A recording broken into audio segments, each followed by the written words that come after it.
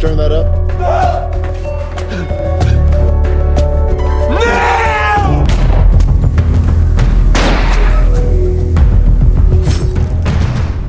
If you don't mind your own business.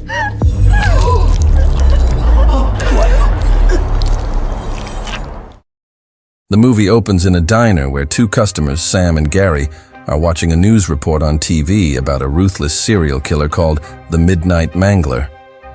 Just then, a man named Charlie strolls in, and the waitress, Anna, feels so uneasy about the report that she quickly shuts off the TV. Later, Anna goes to take Charlie's order, but he creepily starts hitting on her and invites her to grab a meal with him. She thinks he's weird and flat out shuts him down, so the dude awkwardly just asks to see the menu. Afterward, Anna goes to greet another group of customers, a trio of young junkies. They call Anna Mommy and cruelly roast her for being old and still grinding at the diner. One of the junkies even recognizes her and mocks how she was supposed to be a nurse, but someone knocked her up. A frustrated Anna brushes them off and rushes to give the menu to Charlie, who once again makes a lame attempt to flirt with her. After Anna ends her shift, she proceeds to leave, only to find Charlie smoking outside and waiting for her. He once again asks her out on a date, but she refuses, claiming her husband is waiting for her at home. But he knows this is a lie, as she doesn't have a ring, so Anna nervously claims that she has a boyfriend. She then notices him following her, so she pulls out pepper spray and warns him to stay away. But then Charlie pulls out his gun and demands that she come with him, or he will shoot. Fearing for her life, Anna tearfully says that she has a little girl at home. But he doesn't care and drags her to his old pickup truck. Here, a desperate Anna says she had a bad day and offers to go on a date with him tomorrow. She even chooses the location for the date, and he orders her to describe what she's going to wear. Anna describes a seductive dress, and the man appears aroused by her words. And then suddenly, There you go.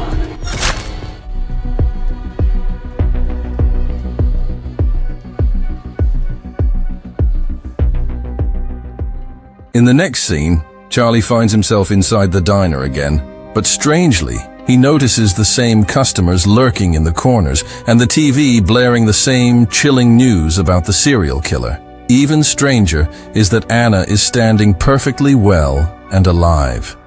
The confused man thus takes a seat, just as Anna comes over for his order. He nervously asks if they've met before, but she doesn't seem to recognize him.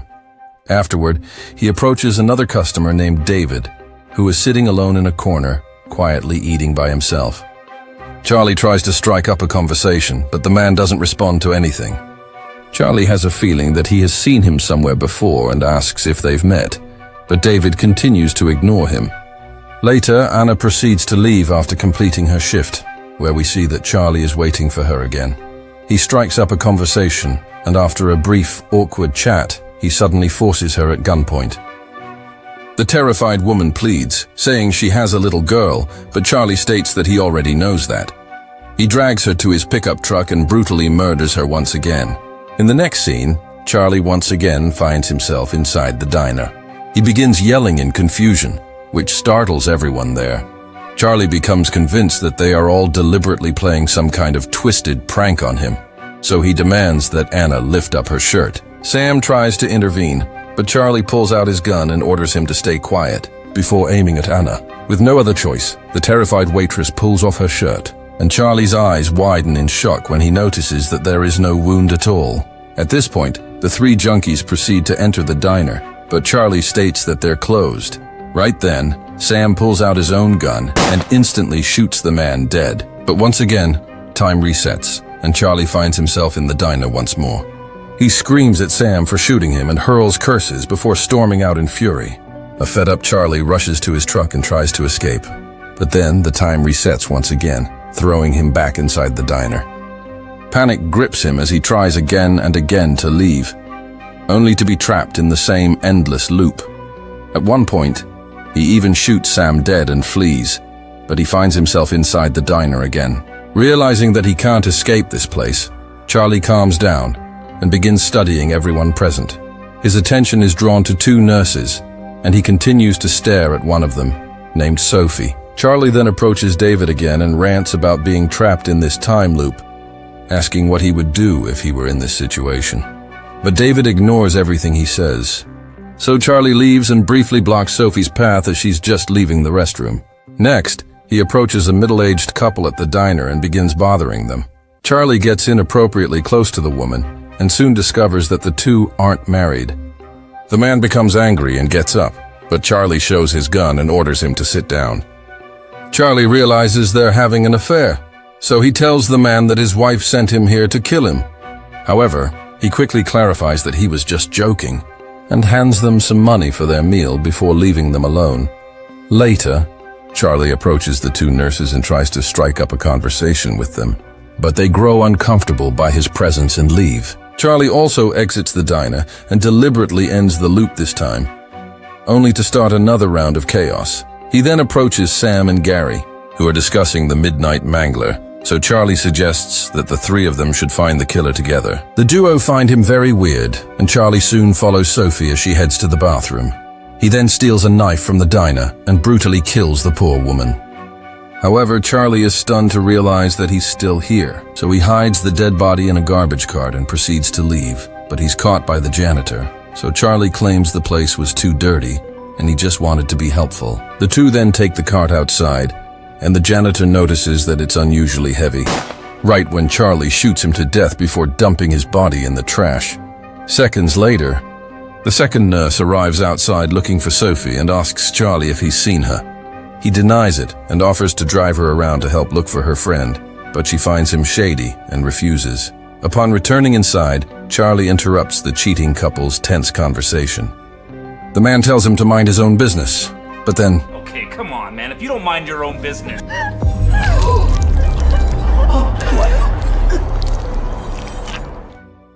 This leaves the man frozen in shock, and Charlie coldly states that, according to the Bible, people who commit adultery must be put to death. With this, the psycho killer drives a knife into the man's eyes and violently kills him as well. This finally grabs everyone's attention, and the nurse soon notices the bloodied woman and rushes to help her. But Charlie points a gun at her and finally confesses to everyone that he's the Midnight Mangler and had planned to kill all of them quietly tonight. But before he can hurt anyone else, the diner's chef suddenly sneaks up behind him and smashes his head. Charlie finds himself in the next loop and rants about his bizarre situation to David, who ignores him again. And so, the psycho now goes on a killing spree, taking out everyone in the diner one by one in brutal ways.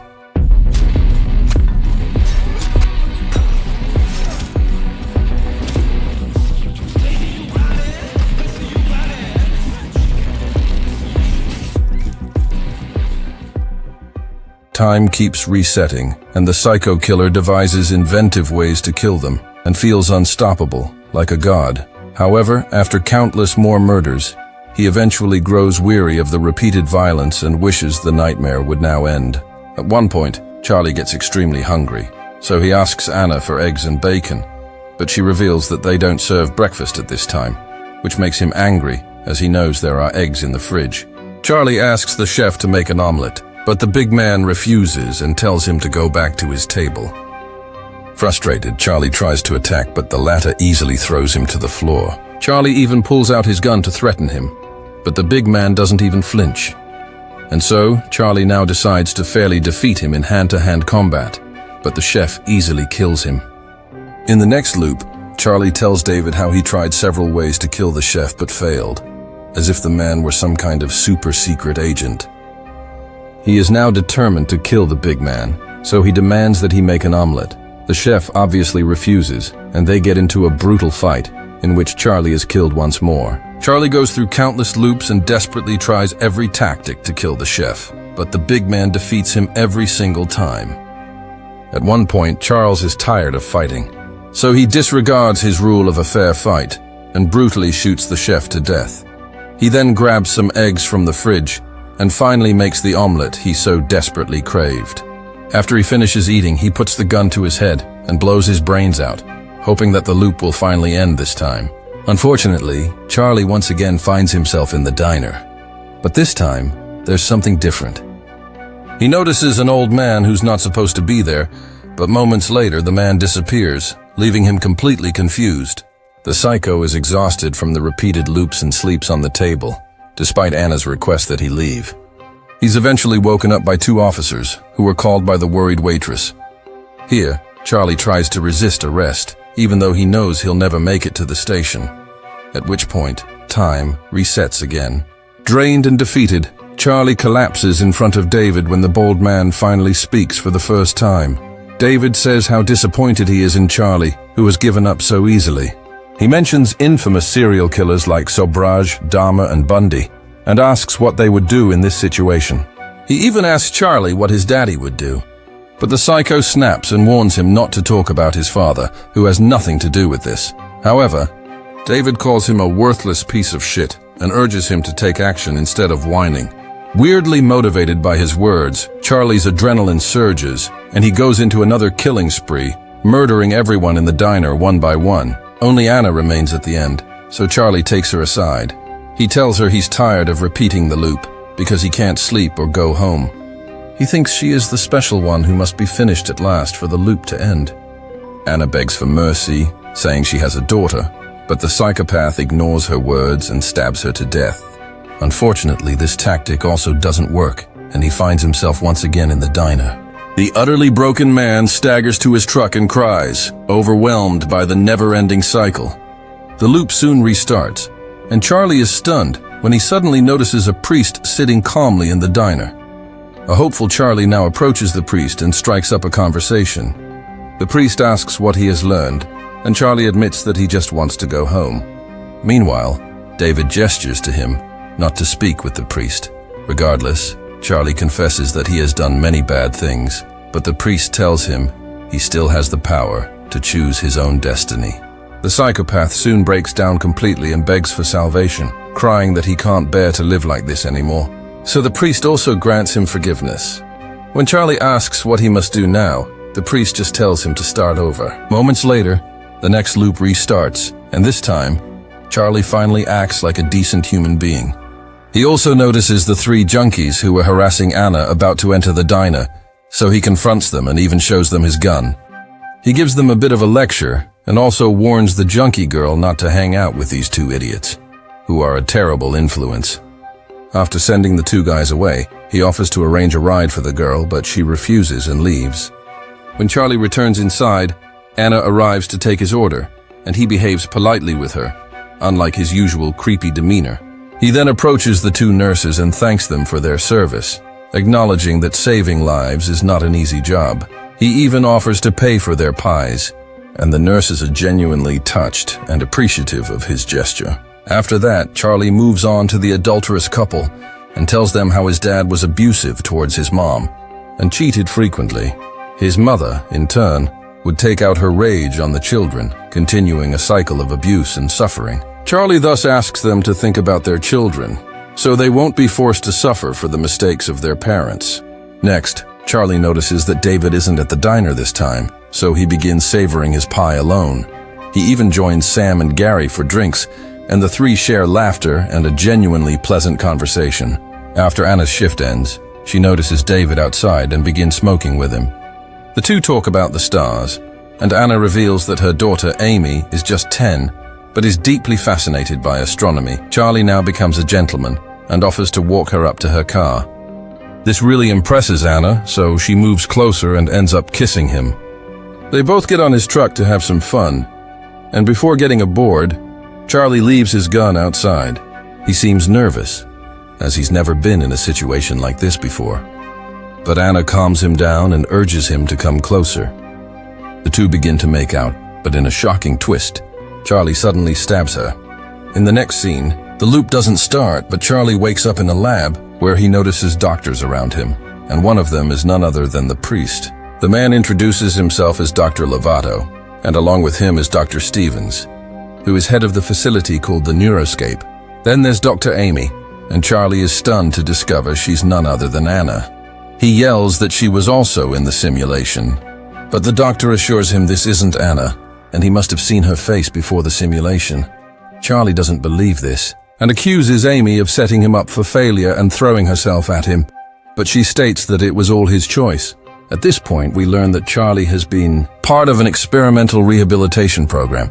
The concept is that convicted murderers are placed inside simulations to confront their worst crimes until they develop genuine remorse. If they pass, They might have a chance to have the charges against them dismissed and walk free. But Charlie has failed miserably, so he's denied parole and will be confined to his prison cell once again. Charlie also sees David, who turns out to be another notorious criminal. Afterward, Dr. Stevens is shown at a press conference. She claims that they have the ability to completely reform the worst criminal minds and turn them into kind, normal citizens. She is later approached by a reporter who states that many critics have argued that forcing these people to relive their most notorious crimes over and over is weird and also disrespectful to the victims. Meanwhile, we see Charlie in his cell, spiraling into straight-up madness because of the experiment. Dr. Stevens, on the other hand, assures the reporter that there's nothing wrong with their setup because none of it is actually real. At the same time, Charlie ends up bloodied and badly injured, forcing an employee to rush in ASAP to help him out. Elsewhere, the reporter tells Dr. Stevens that some people think this whole experiment is messed up and even call it cruel, questioning the possible side effects. But the doctor claims all the patients are willing volunteers, and no side effects have popped up yet. Meanwhile, some employees tell Dr. Amy that Charlie hasn't slept in days. Since he's terrified, he'll get tossed back into that diner again. But Amy coldly injects the killer with a sedative and tells him to say hi to her mom, revealing that she's actually the daughter of Anna, who was murdered by Charlie. The movie ends as Charlie finds himself back at the diner and screams in pure terror, forced to face the horrors of that night all over again.